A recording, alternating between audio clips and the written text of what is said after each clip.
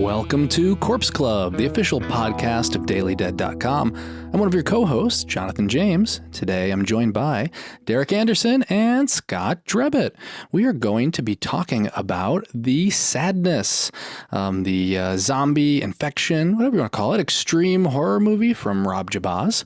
And we're also going to talk about 1991's Popcorn because it's found a new life on streaming. It's been on Shudder recently. We know a number of people have seen it, including my co-hosts, and we'll talk about that. But first, we'll go back to The Sadness. This is we're Corpse Club, and some people may only listen to Corpse Club, but as many people know, we started out from DailyDead.com, and it was, originally zombie focused. It was everything zombies, and it spawned from my love of zombies and horror, and then kind of turned into what it is today. But back in the day, we used to have a focus on everything zombies. So if there was a zombie release, an infection movie, I was on top of it. And that hasn't really changed, at least in terms of my awareness. So, when The Sadness screened at Fantasia Fest, I think it was last year, and had the festival run, this was something that I definitely had my eye on. I heard, many things from it's bad, but it's not that bad, to this is the worst thing I've ever seen. It's depressing, it's dark, it's depraved.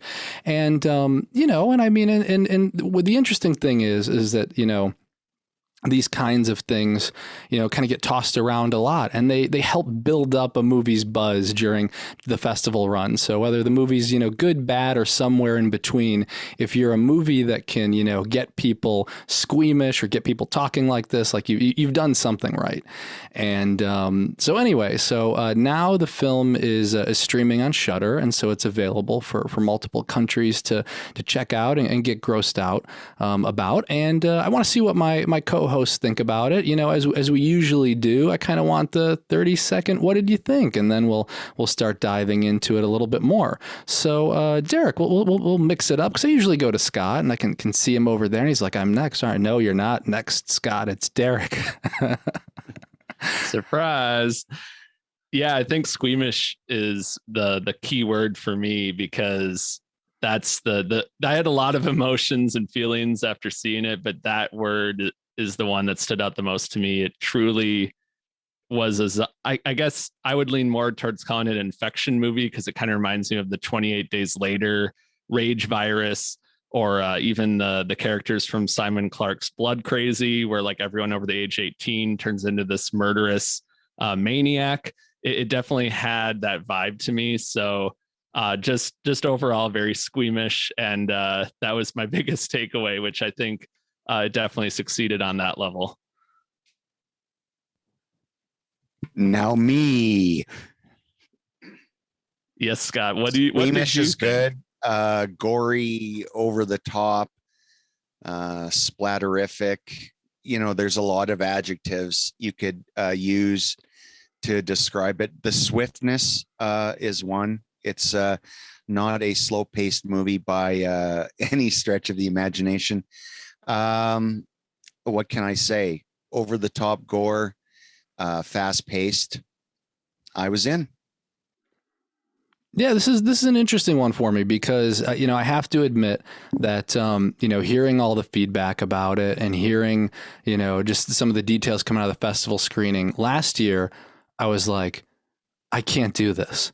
And so, because I could have been like, okay, well, I want to get, do a screener. I couldn't have, made it out to a festival at that time anyway. And so, and I was just like, I don't know if I can sit through something like this right now. And that happened with a number of movies too, and I've said it in past episodes. It's just it is not the right. I'm not in the right frame of mind to see this movie. And I had been going back and forth on whether I was going to see it right away. And I had been watching, I had a movie marathon. I had seen, which I might talk about later today, but I saw The Girl That Lives Down the Lane. I saw 2 Black Cat movies. I saw one from Fulci. I saw another Italian one from the 90s. I think Cozzi. And then I was going to watch Dagon. I don't know why I'm telling you this whole story, but I am. And I was going to watch Dagon because I had gotten it for Christy on Blu-ray recently. I'm like, let's watch that. She was tired. And so we paused it in the middle because I'm like, if we're going to enjoy it, we might as well save it. I'm like, well, what am I going to do? I'm wide awake. And I'm like, I put on Shudder and I start going through. I'm like, well, I'm wide awake, but like something slow could put me to sleep. I'm like, what's not slow? I'm like, well, Sadness. It's probably not going to be a slow movie. And so, anyway, I put it on, and that's the thing, that this movie, like as soon as it like kicks into gear, which is in like within a few minutes, it just keeps going and it keeps hitting you, and that's what I think this movie really has going for it, is that this relentless pace, and it doesn't let up. And so I want to dive into this a little bit more, but yeah, I'd say, well, I guess to actually give a little bit of a review, because I kind of tiptoed around it. I love the effects. I like movies that push boundaries. I wish that this movie did a little bit more with the characters and the social message, which we can get into a little bit more. But, an infamous movie nonetheless. Like, people are going to be watching this movie for decades. So let's jump into it and talk a little bit about, the movie itself, what we thought about. Let's just go into the concept, right? We have this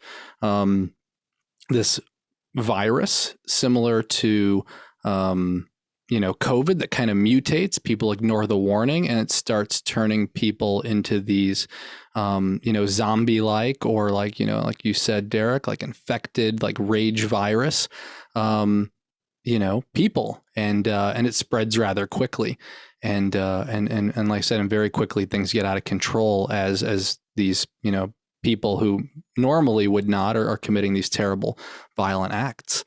So, in terms of, I guess we'll say, like the world building and the setup, what did you guys think of that? I think it came because the movie opens so fast. I think they set everything in place like really quickly. There isn't a lot to know. This isn't a movie about discovering the cure. This is a survival movie, essentially, right? So I think they do a good job of setting up what is to be conveyed. They do everything that they say they're going to set up and do. They do actually do. But maybe going back to what you were saying, Jonathan, a little bit earlier, is regarding the characterizations and perhaps the plot development. If I was to say anything about this film in its detriment, I would just say that there could perhaps be greater character development. I know we do spend a little bit of time at the start with the hero and heroine, but I think that kind of gets lost a little in the movie during it. And I would have, because I liked the characters, I would have liked to seen a little bit more of that. And because it's so fast paced, and that really is, listen, I hate a slow movie, and this film, it puts you in it for many reasons.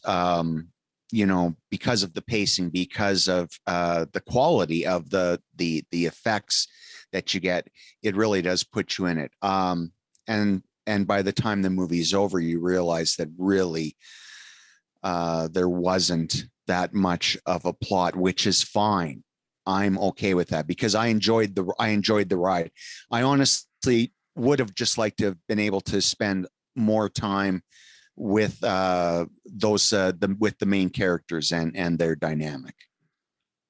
Yeah, and I think the whole kind of thing that's propelling the movie forward is their desire to get back together and reunite, and so you're kind of maybe looking for a little bit more of that, just because so much of it is kind of what they're experiencing separately. But I do like, he really captures the kind of slice of life at the beginning, kind of the mundaneness of everyday life, and that which makes, when the blood hits the fan later, makes it all the more shocking, because it does feel like a very believable world, especially for what we've, unfortunately, like a reflection of our life with the pandemic. So it really kind of sets the stage in a very realistic way. And then the characters are kind of these vehicles to go through this land of chaos and bloodshed. And yeah, so I suppose, having a little more of, or maybe that's just, what I selfishly wanted, just rooting for these characters to get back together and maybe see a little more of them together. Just thinking of other kind of infection movies like 28 Days Later, where it's that core group, or even Dawn of the Dead, whether it's George Romero or Zack Snyder, where it's about people kind of being together and figuring it out together. This one, it's like they kind of have to figure it out apart from one another. And then in doing so, they, come across these strangers and who may be friends or foes, depending on who they encounter. So, but to your point, Jonathan, I think what it really excels at is really kind of putting a mirror up to the COVID-19 virus and seeing how that is politicized and manipulated, and kind of reflecting that uncomfortable part of our real life from the last couple of years. Yeah, and I will just very quickly, I will throw up a light spoiler warning. We won't spoil the end of it, but I will put up a spoiler warning, because otherwise we won't be able to talk about the movie. And if you haven't seen it, though, it is, like I said, it is streaming now. I will say that, I think that I haven't read, well, I said I did read reactions to this. I haven't really read a lot of reviews and a lot of people who've been seeing the movie lately. I haven't been going out of my way for reactions, but I can imagine that, if you look at this at the surface level, and for people that aren't watching a lot of horror movies, you could look at this and say that this movie is only interested in the blood and gore and has nothing to say. And I do think that's incorrect. What I do like that they play with, but I think they just do it a little bit, and I would have loved it to be a little bit more, is the fact that they're in the hospital in that one scene, in that like makeshift hospital, and you see the fight break out with the non-infected humans, and you can barely tell the difference between them and the people that have been infected. And I thought, as I was watching the movie, for me, that was this one of the scenes that kind of really stood out. And we do see other scenarios, especially later on in the film, where it's non-infected humans that are being just as bad. So I do think there's certainly some commentary that's kind of woven in there, that you don't necessarily, that humans don't necessarily need this virus to, they don't need this infection to cause them to be the worst that they are, that they can do it without the virus, just under the right circumstances. What it seems to do, and what it seems to do is it seems to amplify just what you said, that people are the same, no matter whether they're alive or dead or infected. For instance, the old man on the quote unquote kindly old man on the train, who supposedly befriends our heroine on the train, but he quickly turns out to be just a lecherous, old, misogynistic man. When he turns and becomes infected, that becomes amplified 10 times. And I noticed there is a lot of sexual imagery in this as well, tied in with the violence. And it really made me think of early Cronenberg, especially like Shivers, and how they're equating the sex and the violence as one. These people who are experiencing it, they're getting their sex through the violence, and vice versa. So it seems, and I think that comes across really clear. I want to make that clear, that that's different than what I'm saying about I would have liked more character interaction between our hero and heroine. I think Derek spoke to that as well. This is strictly, you know, what it is. And I think I think they cover that point really, really well, especially through the old man character who we follow. And as he relentlessly follows our heroine. So I think you can get overwhelmed by all the carnage around you, but there is still something I think being said here about, especially about male aggressiveness. Yeah, for sure. And I do want to go back to what Derek mentioned for a minute, because I didn't have a chance to comment on that. I forgot about it. So I'm sorry, Derek. But with them being, with Jim and Kat, who are our main characters, them being split apart, while I do agree that I would like to see more of them together, splitting them apart was kind of interesting because it gave us almost like an anthology sort of like view of what's going on in this movie. Because if you kept them together, it's two people and they're like 24 hours with the infection. But with them split, we got these little scenes that Rob Jabbaz, the director, was able to really make pop and really focus on. So it seemed like, him and the creative team and the makeup effects team, like they really worked to like put as much as they could into these individual scenes that kind of connected to something more. And so I did find that to be pretty effective. I thought that was a great story making tool too. I just wish there was more connective tissue, I guess, between while they were apart. For sure. Only because I like them so much. Yeah, I totally agree with you there. And yeah, it's tough. We can't. We want the best of both worlds, and in this case, we don't get it.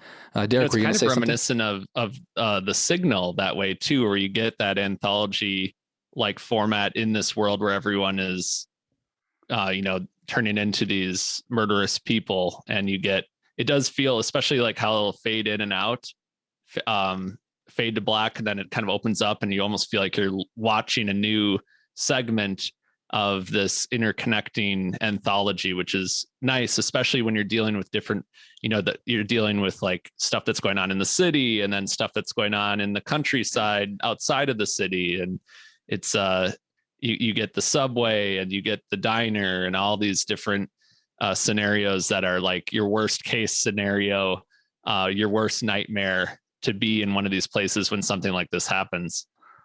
Yeah, I mean, imagine being in one of these scenarios and you're charging your phone and I often think about that sometimes, because, I used to do, panels where it'd be like, how would you survive a zombie apocalypse and how do you do this and that? So I'll think about like, oh, I left my phone here. Or like, I really I don't know, like I'm in flip flops, like this is probably bad if the world ends. But I think everybody thinks that like, if we did run into like a zombie scenario that we're going to be like all set and prepared. I might be on a plane.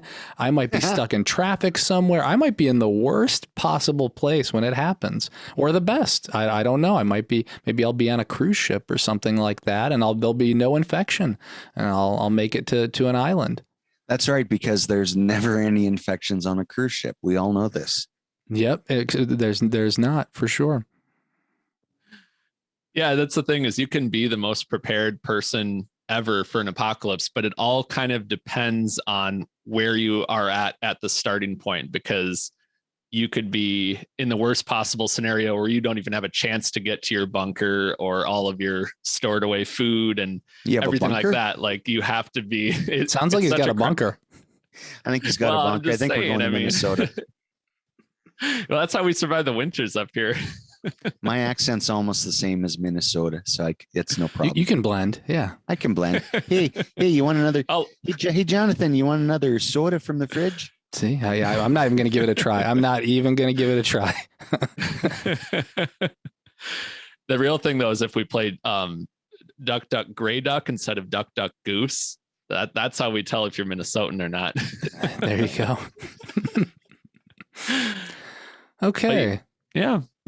So the sadness, I think, one of the interesting things, I was kind of thinking about when we were talking about it is about how nonchalantly we're kind of talking about the movie, when I can imagine that, I mean, this movie is probably traumatizing quite a few people. And I think it really, it kind of goes to show, like, at least from our perspective, I mean, when you've seen things like The Walking Dead, if you've seen, things like The Night Comes for Us, like we're used to seeing this to some degree anyway, this type of gore. While this is probably more excessive than most things most people have seen. Like I said, I don't think it was anything for people who are watching all types of horror movies for this to be, something that's gonna what do you call it, that you can't handle. At the same time, I can imagine people who like see the first 10 minutes of this and are like, hey, this is not for me, I'm checking out. Certainly from the violence, the gore, the sexual violence, like there are a number of reasons why this may not be a film for you. And I wouldn't show this to many people.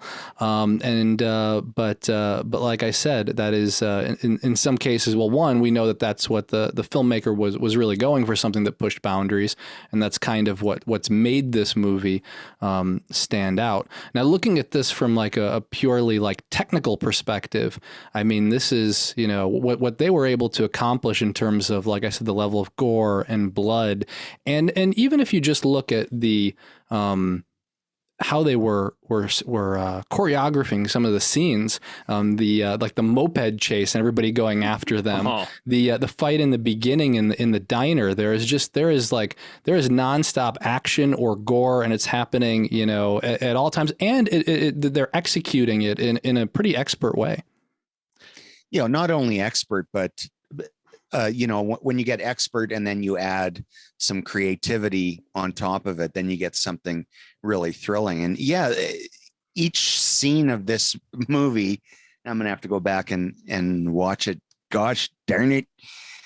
Is like the backgrounds in a Mad magazine where there's like always something going on.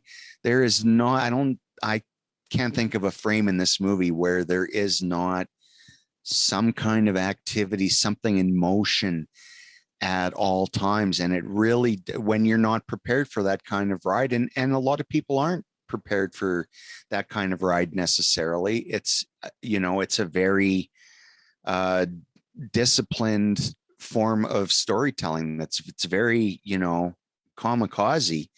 And like you said, you can either embrace it or get out of the way, but it's not going to stop. Here's another thing too. It's called The Sadness, but I didn't find it.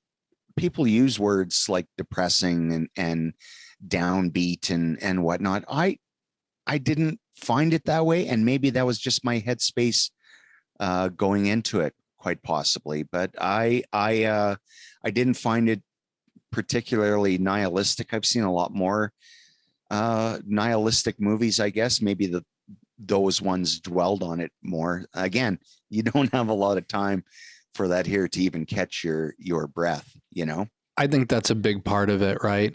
It's that there are some really intense moments and really intense scenes, but in some cases, in areas where, if they linger too much, it's like, I'm out, or this is getting too uncomfortable. They're usually, kind of either things are happening off screen or they're moving on to the next scene so quickly that you really can't keep up with what you're seeing. There are a few standout things here in this movie, which are terrible. I'm like, hey, you're talking about rewatching. I'm like, I might be good one and done. And I can't imagine recommending this movie to most people that I know. Like I'm not going to recommend it to my family members, but like I said, at the same time, it was something which like compelled me to like keep watching and going through this journey with these characters. Yeah. And the thing that really kept me in it as well is just how refreshingly scary they made the infected. I hesitate to say, I don't want to be a zombie snob, but just the fact that even though these infected characters do chew on people occasionally, they might like chew on a dismembered finger or something like that.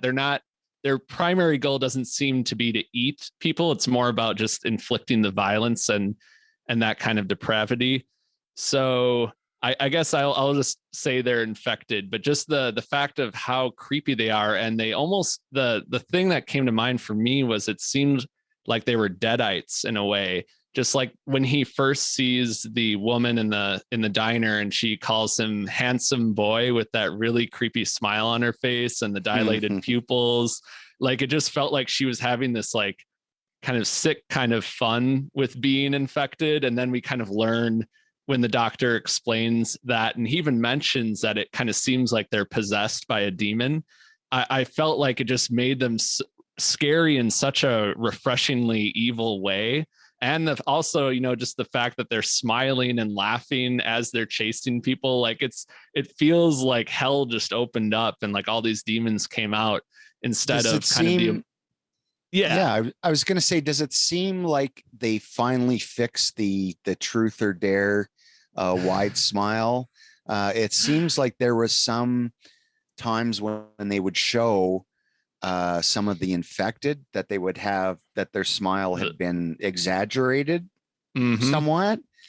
That may be an optical illusion in my head, but it did appear that way. And if that's the case, like bravo, yeah, the smiles and the black eyes were just handsome boy. Yeah, I remember that. Oh, yeah, because we're so used to seeing like infected characters either be like emotionless or just so out of their minds, like in 28 Days Later, where it's just like they're just like snarling and everything. But these characters, they just seem to enjoy.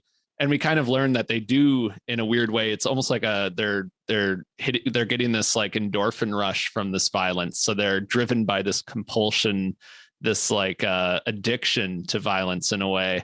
And that makes it all the more creepy to me. But yet the fact that they're crying as well, almost like how the doctor explained that they are aware on some level that what they're doing is wrong. So it's almost like a part of them is still alive, but they have no control over what they're doing.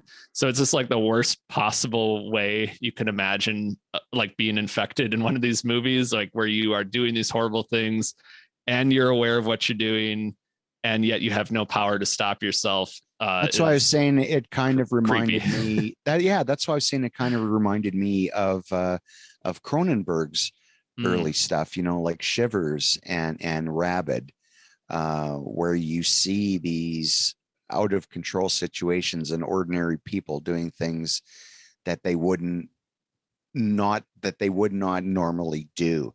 And I think that's, again, that contributes to the appeal of it and the unease of it, right? Because one second the person sitting beside you is having their coffee, the next minute they're picking up a knife and stabbing you in the eye or whatever the case may be. And then humping your ear socket or something, you know.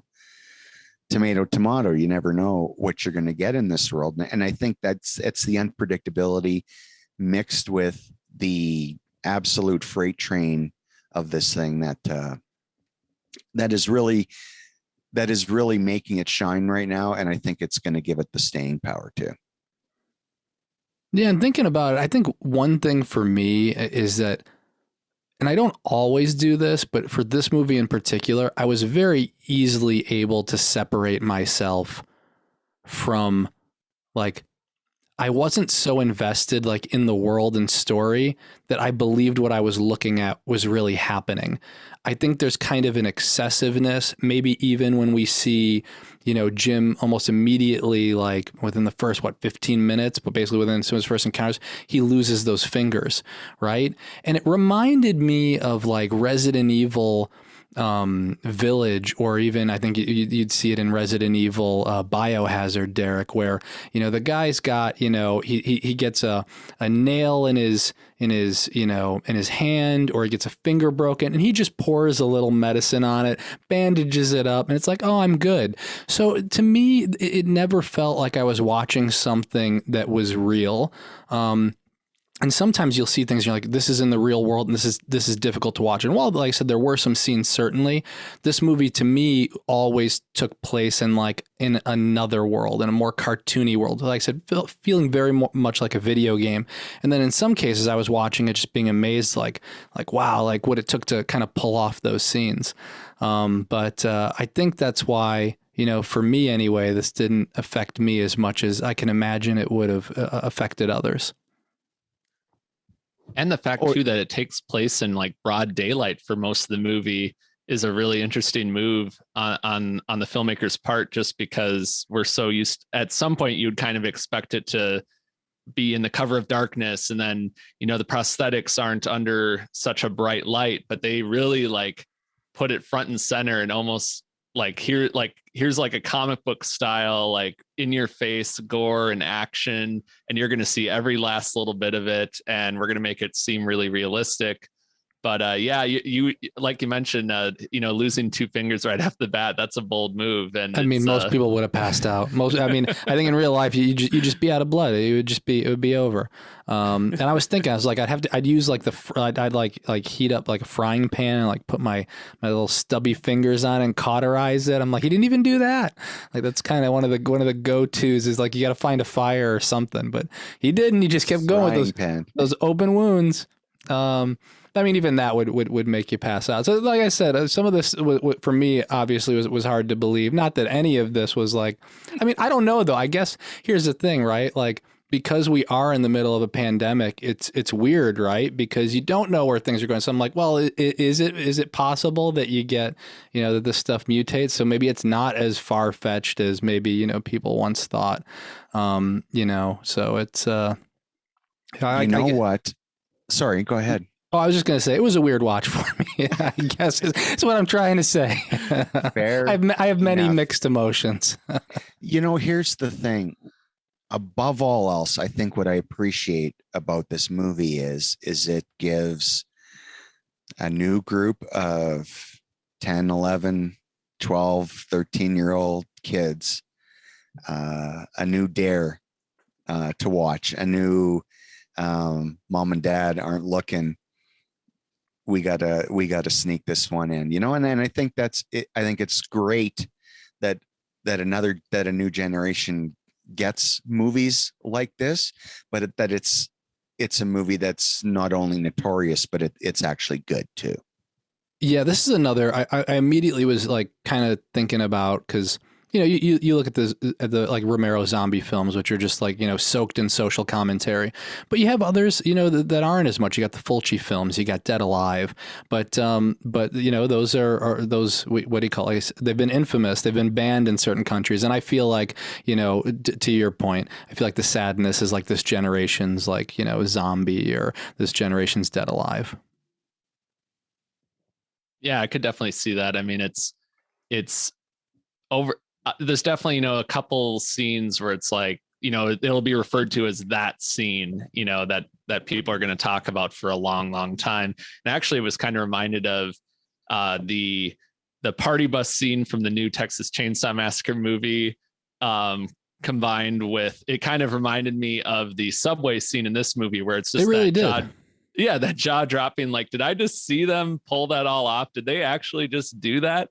And it's, you know, there's just so many scenes like that in this movie where it's like they try to just keep one-upping themselves, and they keep going to these locations where it's like the worst possible place you could think of to be, like in a hospital where there's so many weapons at your disposal and so many ways to kill people as well as help them. So it's going to be a talker. And like you said, Scott, this is going to be one of those, like, I can't let my parents see me watching this kind of movie, just because it really does push the envelope, especially for a subgenre too, with zombies and infections, where I feel like people are so desensitized to it, and maybe there's been this plateau effect where it's like, well, where do you go from here?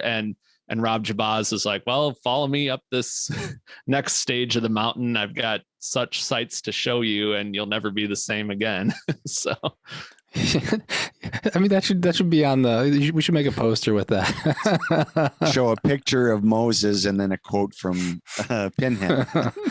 Or vice versa.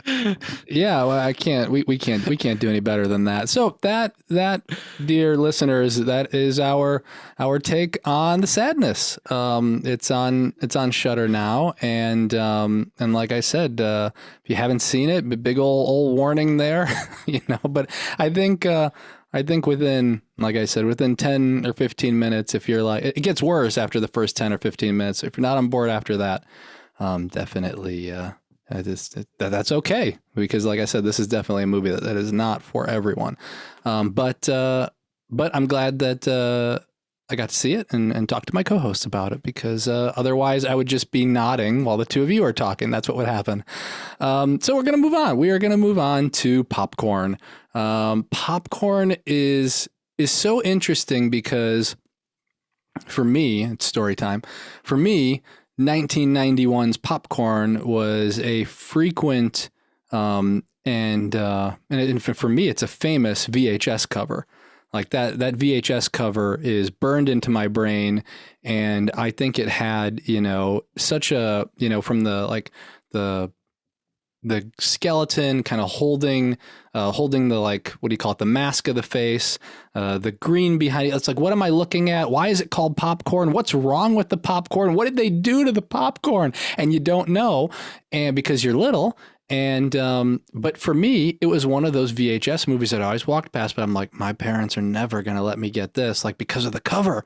Like, I might be able to get away with some of these other ones, but how am I going to get popcorn? So I never saw it until just not too long ago, honestly. It had maybe been, I don't know, maybe within the last 5 years, I probably saw it, because it had, I don't believe it had a proper DVD release. I know Synapse then released it on Blu-ray. I had seen it then, loved it. And now I hear a bunch of people talking about it because it's on Shudder. And I promise you, this episode isn't sponsored by Shudder, but it's such a great platform for people to discover movies they haven't had a chance to see, and they're acquiring so many new horror movies. It really, like I said, it's just a wealth of old and new, and so a wealth of old and new. Shudder, subscribe today. There you go, Scott. So a lot of people have been watching Popcorn, and I've seen people post into social. I know Scott recently saw it, but you've seen it before, and we'll talk about it. And Derek got a chance to see it, so I'm like, okay, let's talk about Popcorn. Honestly, I saw half of Popcorn on Shudder, and so of course I've seen it multiple times before now, so I can talk about it. But I watched half of Popcorn, and then I'm like, you know what? I have this Blu-ray stack of movies I haven't seen. I have 2 Black Cat movies I haven't seen yet, and that's what started my marathon on Sunday. Shudder, watch half of Popcorn. That's it. Watch half. It's okay. That's the beauty of it. You can just hop around. Listen. Both of you pull up a chair and let Grandpa Scotty tell you a story. I saw Popcorn in the movie theaters. Ooh. Don't you know, back in was it 91 or 90? It says 91, but I've also seen 90. So you know how Wikipedia is, you know how and Derek's always like, one of the things that Derek does that nobody really realizes is every time someone posts like a retro article, Derek is looking to see when that movie was released. Did it have an Italian premiere the year before? Did it have a U.S. premiere, or what date are we going by? And so it's it might have been 91. I saw it says it was released on VHS in 91. That's all I got. It's a deep dive. What can I say? Maybe it. You know what? That was on the States. It probably was earlier.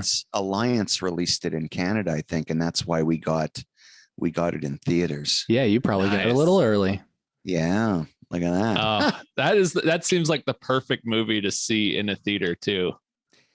It was myself, my roommate, and about 6 other people, just to give you an idea of what Popcorn's, legacy was at the time. It had Fangoria coverage. It was just kind of a fallow time for horror, and Fangoria gave it coverage, but outside of that, I don't remember seeing a lot of mainstream advertising for it. One of those, if you're looking for it, it's there, right? It was playing at one art house theater, I think, in town here, not even at any of the mainstream. So it was definitely a small release that it got. But yeah, I saw it in the theater, and you're right, Derek. Seeing it in the theater just gives it one more layer of meta to sit in, right? It gives it a kick. It's a super fun film. We just go from talking about the sadness to talking about the happiness here, because the popcorn is a really upbeat. You get two movies in one. Well, you get four movies in one. Basically, you get your main story, which is of a group of film students in Jamaica, apparently, because that's where it was filmed. Are holding a film festival, and the films that are shown in the movie were made for this movie, and then there's a killer amongst them, etc. Terrific fun. I think it was around the same time that Joe Dante put out Matinee, maybe even a couple of years after that kind of echoed what was done in Popcorn. It's a super fun film. Jill Schoelen is, of course, lovely. Tom Villard is great. Ray Walston. It's been a minute since I've watched it. I think Ray Walston is no, shit. Tony, what's his nuts from Amityville 3? Tony Roberts. Tony Roberts from the Woody Allen movies. Yeah. And we got Dee Wallace as well. Dee Wallace is the mom. Yeah. She got to stay in her condo, I think, and just soak up some rays in between filming. Yeah. She didn't I love that. Much. It's a fun movie. It was being in the life cast. It was interesting because I think maybe the reason why this got a VHS release and maybe wasn't embraced as much upon initial release was it seems like it seems like that maybe era of nostalgia for maybe kind of the 1950s, 60s, kind of those drive-in type movies. Had kind of passed, right? What we saw a lot of the 80s, and I remember, reading a number of things from filmmakers, horror filmmakers in the 80s that said, hey, when we're showing teens in the 80s, when we're, writing about or filming about it, it's based on our experience, which was as kids of the 50s and 60s, right? And so even though it takes place in the 80s, it's kind of steeped in that 50s nostalgia. And as we were, we left the 80s, we're in the early 90s, that was kind of waning, at least with audiences. And so I think it was just, had it been released earlier, I think it would have found its audience right away. And I think it was just a little late to the game. Earlier or even later, even like a few years later with the Joe Dante Matinee and Pleasantville, and there was a few years there again in the mid to late 90s when for some reason nostalgia decided to fly its flag again. Yeah. But, and then sometimes it's the distributor, it's the marketing, it's what do you call it? If someone had a perfect formula for how to get a movie out there, then they'd always have hits. But it's alchemy. So Derek, what did you think? I had a blast with it. This was my first time seeing it. I'd been wanting to watch it for a long time, ever since Synapse put out their Blu-ray, but just never got around to it. So this is a really good excuse to dive into it for the first time. But yeah, it really, even though it came out in the early 90s, it definitely captured that magical 80s type story with the slasher kind of setup, but then cleverly subverting that and reflecting, like you mentioned, the movies of previous generations, the some of the horror tropes and flipping them on their head, and then kind of doing it all from this, the kind of using that Hollywood magic of practical effects and really incorporating that into the story, into how the killer is manipulating their victims. And really, so it ended up being this scary story, but with a lot of humor and also just kind of a celebration of practical effects and the way, we were kind of saying goodbye to some of that stuff at the time because the 80s was such a heyday for those kinds of movies. So it was kind of a love letter to an era that was kind of quickly disappearing in the rear view mirror.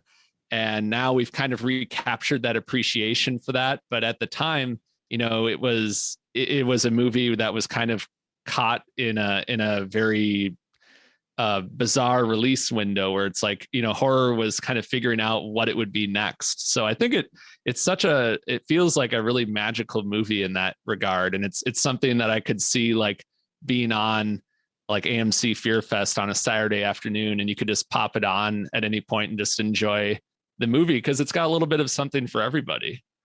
Yeah, I really, really enjoyed and I feel like I missed out on the like William Castle gags, with like House on Haunted Hill and the Tingler and all that. So, and also this was, certainly a love letter to that kind of stuff. And it's just like, like I feel like I missed out on that, but it's fun seeing it in this movie, of course, and to see it, to embrace it and celebrate it. And yeah, this movie is just fun through and through. This is a movie you can pop on anytime or half, I'll watch the other half later and watch the other half later. But this is a comfort food movie for me. So kind of like Monster Club, like I can work and I can put on popcorn. I'll be like, this is a good movie to watch while I work. I'm not going to put on the sadness while I work. I promise you that. That's not going to happen. Yeah, that would probably be a little jarring. By the way, I like how we programmed for this episode, like the sadness and popcorn. So something for everyone. Something for everyone. If we kept you for the sadness, then we got you for popcorn. We know we got you here still. If you've listened this long, and if you've listened to us this long, we know we got you here for popcorn. You know what you get from us. Anyway, I'm taking up too much time. Scott, what do you got for us? Well, just before we went on air, we were talking about that popcorn was coming up. So I just thought of literally almost the only other movie I've seen other than The Sadness recently, which was Cutting Class, which was the first time that I'd seen it all the way through. I'd seen little clips here and there and whatnot, but had not watched the whole thing. I don't know what that I still don't know what the movie was going for, whether it was to be a full out comedy or a full out horror or what exactly. Have you guys, because it has quite a cult now since it came out on Blu-ray, and it just wasn't for me. I don't think I've seen it. I have not, but that cast though, I mean, Jill Scholl, yeah, Roddy McDowell. Roddy McDowell is good in it. Brad Pitt's good in it. Jill Scholen's good. Martin Mull has a thankless role as her dad after he gets shot by an arrow by the killer. He wanders around in the mountains trying to find help, comically to no avail. No avail to the help and no avail to the comedy either. He spends the whole movie in the mountains and then comes down from the mountains at the end of the movie once the killer has been disposed of. Yeah. An interesting movie, to be sure. The killer within the first 30 seconds and nothing will deter you from that, even though they will half-ass try. Yeah, an interesting movie. Although it is good to see where Eli Roth ripped off his stunt from Thanksgiving. Thanksgiving. Thanksgiving is the isn't that the I'm sorry, turkey one? Yeah. Right. Sorry. Thanksgiving. The Eli Roth trailer. Yeah, that's from there's a kill in this movie on a trampoline. I do remember hearing about that. Yeah. Yes. So it's an interesting movie. I wouldn't say it's good, but I would definitely say check it out. Yeah, I really, this one's been on my list for a while, and I just love any slasher movie like set in a school, like in the 80s, 90s, that whole era. This one just seems like it would be perfect. Another one that you could just like put on a Saturday afternoon and just see what happens. But it's amazing that Jill Schoelen, she did Popcorn 91, Cutting Class in 89, and then also the Phantom of the Opera in 89 as well. And so because I was kind of getting like a Phantom of the Opera vibe from Popcorn, so it's amazing just like how many horror movies she was in that like 4 to 5 year window. Don't forget The Stepfather in 87. Oh, of course. Oh yeah, I forgot about Phantom of the Opera. Yeah, and then Stepfather. But yeah, I caught up on Phantom of the Opera as well not too long ago, like during lockdown.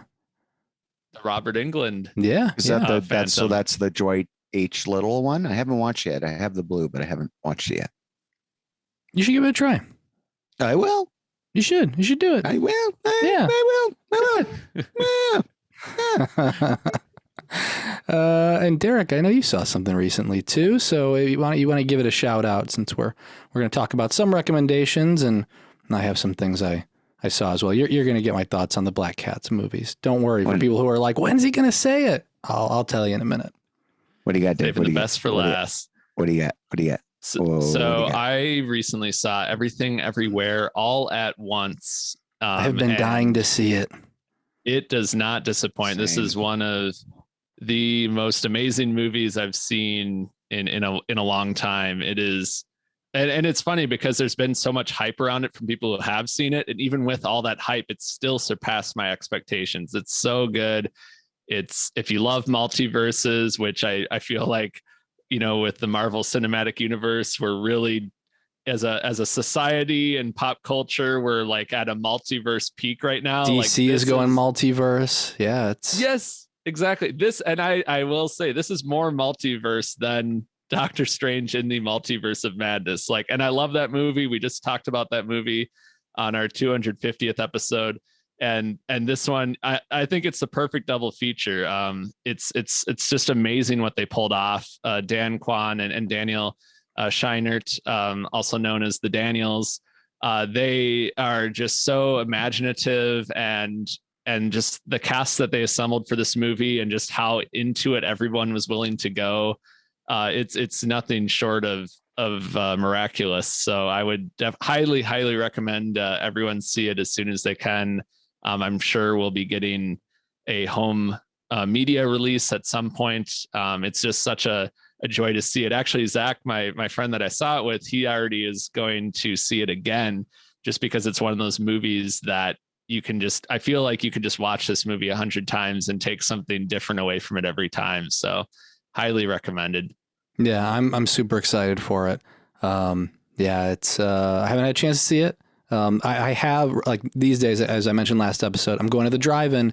It's not playing at the drive-in, so I can't see it until it's VOD. But I can't wait. Isn't it doing well enough though, or is it doing well? It's doing super well. May hit, so it may hit the drive-in. You never know. I don't. Yeah, I feel like it's one of those movies that's sticking around. It's just my drive-in. Yeah, they're not. I don't think they're going to get it. Okay, well. I don't think they're going to get your local drive-in. I know, but yeah, I don't think they're going to get it. But maybe they will. Maybe we'll keep going, and we'll get it. I probably missed it. They probably added it today, and I'm bad mouthing them. Okay. You don't need to go to a drive-in for it. There you go. So let's see what we got here. So I did see catch up on my movies. So I saw The Black Cat, 1981. From Fulci, and it's loosely based on Edgar Allan Poe's The Black Cat, and I liked it. It's not. I would say that for me, the tough thing is that for me, Italian horror is an acquired taste. I'm still acquiring that taste. So some people may love The Black Cat. I thought it was just fine. If you're looking for a movie with a cat that kills people. And some people want cats that kill people. I was perfectly fine with it, but it was fun. I liked it. That's my review. I have not seen this one yet in my Fulci journey. Now, the thing I was surprised about though is that then they have the Luigi Cozzi's The Black Cat from '89 has the tag at the start is Edgar Allan Poe's The Black Cat. And this movie has nothing to do with Poe's story, like zero, like not a thing. It doesn't even try to like bring it back to the story in the end. But weirdly, like it's super meta. So I actually want to talk about this one a little bit more. It is a film crew that's going to, it starts with a film crew, and then we have like a writer and director, and one of them has a wife and a kid, and I think the writer has a girlfriend, or he's married, and they're both actresses, and it's this group that are kind of getting together to make a sequel to Argento's Suspiria, and they want to follow one of the other mothers, and it's like the mother of madness. And in the research of writing this, they have actually like conjured the mother of madness. So it's this weird like meta sequel to Suspiria that like maybe people don't talk about it for a reason, but people talk about it a lot, and it's wild. And so so I saw that. And I mean, it's one of those, like every time it's supposed to be scary, they play like it's like a heavy metal guitar, which takes away all the scares. And so, but it was basically 89 or 90 when it came out, right? So like that was what you needed. But it's like there's about to be a stabbing, or like a chest is about to explode, and that's like it's heavy metal guitar. It's that. Yep, that's it. And so this is one of those movies you got to see for yourself. Like it's one of those where I probably won't watch it again. I might not even watch the Black Cat again, but I'm glad I did. That is awesome. I love that. Either. Yeah. So that was my, like, what do you call it? My brief venture into the world of the Black Cat movies. Of course, there is also Tales of Terror. Is that the one? Which is Vincent Price did 2 anthologies. The other one is like, I don't know the other one. One's Tales of Terror, but he has a Black Cat one that he does. He has a Black Cat segment as well, so you can watch that. And then my last movie was The Little Girl Who Lives Down the Lane, which is 1976. It's got Jodie Foster and Martin Sheen. Jodie Foster's like, she started filming it. It was on Joe Bob the other day, and so I learned a lot of details that I'm stealing from him. But she was 12 when she started filming it, and yeah, it's based on a book by the same name. It is about this little girl that lives down the lane, like the title, and she's there. And she has some secrets. One of those secrets is that she's maybe living there by herself. And so, and this house is being leased for 3 years. Her dad's a famous writer, and people go over there and they're like, hey, we haven't seen your dad. Like, is he even here? And so throughout the movie, you'll find out, is he there? And other things may happen. But I think one of the really interesting things about this is that, this is a great case for, there's like 2 or 3 locations in this movie, but it's just like it was originally supposed to be a stage play, and you can tell because it's just these like fantastic performances, these like this wonderful dialogue between this 12 or 13-year-old girl who kind of just wants to be left alone and be on her own, and then these adults who are coming in and saying, hey, no, you got to do what I want you to do. And yeah, it's it's one of those movies where I hadn't really seen it. Oh, I definitely hadn't seen it. I hadn't really heard of it, and now it's also on Shudder. So I would highly recommend this one. I would highly recommend. I would be like, you should watch this movie. Oh, and there is, and I will give a warning for people who watch it and didn't see the Joe Bob segment. There is some nudity, and it looks like it's Jodie Foster, but it is actually her sister. So just a warning there on that piece. Because you might be like, hey, like I don't want to see this, but just a heads up on that. I thought you were going to do that whole segment there as Christopher Walken, the way he started. I know, right? Now, the little girl. No, live down the lane. The funny thing about that is this is my secret, Scott, and I will share it with you and Derek and the rest of the world is that occasionally Christopher Walken voice will just sneak out and I'll catch myself saying it to someone. I can't do a Christopher Walken impression as I started slipping into it again, but it's happened sometimes. Maybe it's because of the accent, or I slow my words down, I emphasize them, and then I know, so I'm like, oh my God, that was Walken, but I can't do it on command. Good to know. So if we ever hear you ask for more cowbell, I'll know where that came from. Yes, exactly. But if you hear me say anything that's slow and you're like, was he doing that on purpose? No, I'm not doing that on purpose. That's just Christopher Walken sneaking out. And I knew it while I said it. I kind of looked at you, Scott, because I could see you laughing already. I'm like, wait a minute. That sounded like Christopher Walken. It's happening again. She's just the little girl who lives down the lane. The little girl. There we go. The little girl who lives down the lane. She's not bothering anybody. Oh, well, with that, we are going to end this episode of Corpse Club. It is always a pleasure to spend time with my co-hosts. I'm always happy to do this with the two of you every week, and we'll mix it up. We'll have other co-hosts soon. They, we rotate in and out. Sometimes it's based on availability. Sometimes it's based on what they've seen. Sometimes people are just sick of us, and they're like, "No, I'm not doing this week." But yeah, we have more fun episodes coming up, and I'm not going to tell you about them, but you'll find out soon. It's always a surprise on Corpse Club. That's what I like about it, is that you come back every week and you don't know who's hosting. You don't know what the topic is, but you'll find out every Friday. We want to thank Brian, our engineer, for helping us out each and every episode. We also want to thank our Corpse Club listeners, especially our Corpse Club members. If you signed up for a membership, it's what keeps us going. It allows us to do what we do here. And if you want to learn how to become a member, go to corpseclub.com. It has all of our backlog of episodes, 250 of them, with this one 251. And if you become a member, you can, depending on the level, you can even pick an episode topic. You want us to talk about Christopher Walken movies, you want us to talk about Black Cat movies, we'll do it. We may not be happy about it. The Christopher Walken ones would be fun. Black Cat, I don't know, but we will do it. And then, something else that will really help is making sure to rate and review us on Apple Podcasts. Every rating and review really helps. And you can find us everywhere. We're on Amazon Music, we're on Spotify, we're on YouTube. And so if you listen to us on your platform of choice. And with that, this episode has come to an end. And until next time, stay scary.